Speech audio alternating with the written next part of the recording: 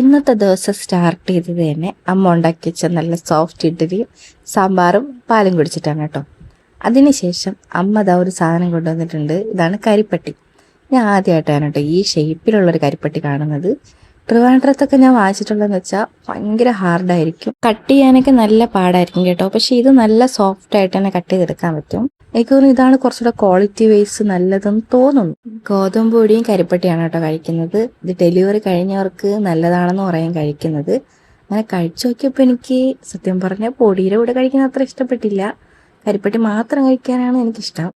ഇത് ഇവിടുത്തെ പറമ്പിൽ തന്നെ ഉണ്ടായ മാങ്ങയാണ്. ഏത് മാങ്ങയെന്ന് അറിയില്ല, അപ്പോൾ അത് കഴിച്ചു. ഫ്രിഡ്ജ് നോക്കിയപ്പോൾ നേവ കഴിച്ചിട്ട് വെച്ച പാരൻസ് മുട്ടായി ഉണ്ടായിരുന്നു. ഉച്ചയ്ക്ക് ചോറിൻ്റെ കൂടെ മീനും സാമ്പാറും തോരനും ഉണ്ടായിരുന്നു. വൈകിട്ട് ചക്കാവറ്റിൽ കഴിച്ചു. ചായക്ക് സ്കിപ്പ് അടിച്ചു കേട്ടോ. ചായക്ക് പകരം പാലും ആപ്പിളും പഞ്ചസാരയൊക്കെ ഇട്ട് ഒരു ചെറിയൊരു ആപ്പിൾ ഷേക്ക് എന്നൊക്കെ പറയാം. അതുകൂടി. വീഡിയോ ഇഷ്ടമായ എല്ലാവരും ലൈക്ക് ചെയ്യുക. അപ്പം നമുക്ക് നാളത്തെ വീഡിയോ കാണാം.